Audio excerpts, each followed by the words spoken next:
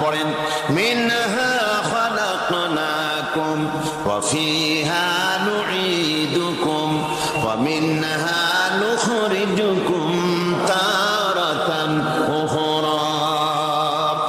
হে বান্দা, এই মাটি দিয়া তোরে তৈরি করা হয়েছিল, এই মাটির ভিতরে রেখে গেলাম, আবার এই মাটি থেকে আল্লাহ রব্বুল আলামিন তোমারে জিন্দা করবেন। কিয়ামতের ময়দানে সকলকে উঠতে হবে সেখানে আল্লাহর দরবারে। আল্লাহ পাক বলছেন, বান্দা কেমনে অস্বীকার করো?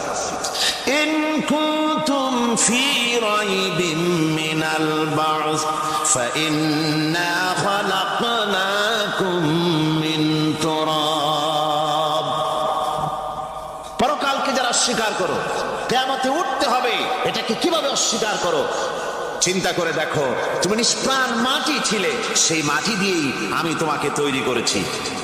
আবার আল্লাহ পাক মানুষকে আরো বুঝান, কিয়ামত আছে, পরকাল হবে, আল্লাহর দরবারে উঠতে হবে।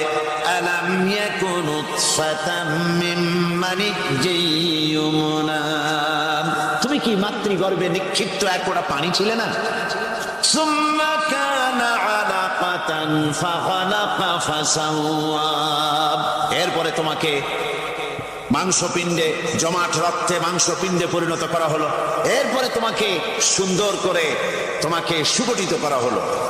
ফাজআলা মিনহু যাওজাইনি যাকারা ওয়াল উনসা। এরপরে মাতৃগর্ভের ভিতরে আমি এটাকে পুরুষ বানালাম, কন্যা সন্তান অথবা পুত্র সন্তানে পরিণত করলাম। এইটা যে পেরেছে, যিনি পেরেছেন, আলাইসা যালিকা বিকাদিরিন আলা আইয়ুহিয়াল মাউতা। সে আল্লাহর পক্ষে কি সম্ভব নয় যে তোমার মৃত্যুর পরে তিনি আবার জিন্দা করতে পারবেন? কি বলেন সম্ভব না? তিনি পারবেন না? নিশ্চয়ই তিনি আবার কিয়ামতের মাঠে আমাদেরকে হাজির করতে পারবেন, এতে কোনো সন্দেহ নাই। আল্লাহ পাক সেই জন্য এখানে বলতেছেন যে ওরা বাল কাযযাবু বিসসাম, ওরা আসলেই পরকালকে অস্বীকার করেছে। আপনি যে নবী, এতে কোনো সন্দেহ নাই। আপনি খানা খান, আপনি বাজারে যান, এটাই মূল আপত্তির বিষয় না। মূল কথা হলো তারা পরকালকে অস্বীকার করেছে। আল্লাহ পাক বলেন, ওয়া আন্নাস সাআতা আতিয়াতুন লা রাইবা ফিহা।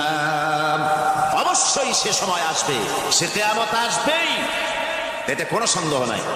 ওয়া আন্নাল্লাহা ইয়াবআসু মান ফিল কুবুর। আর আল্লাহ পাক তিনি কবরের মধ্যে অন্তর্হিত যা কিছু আছে সবাইকে কিয়ামতের দিন